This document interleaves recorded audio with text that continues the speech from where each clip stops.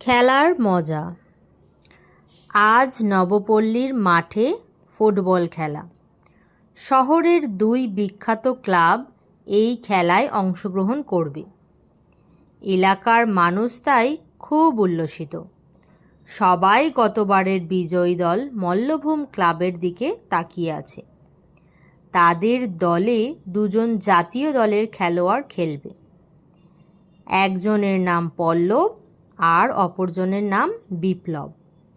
পল্লবের ভাই প্রহ্লাদ ভালো সাঁতারু। নদীতে প্লাবন এলেও সে নির্ভয়ে সাঁতার কাটে। বিপ্লব একবার ভল্লুকের কবলে পড়েছিল। মল্লবীরের মতো লড়াই করে সে ভল্লুককে কাবু করেছিল। এই সাহসী ছেলেটার খেলা দেখার জন্য মাঠ লোকে লোকারণ্য।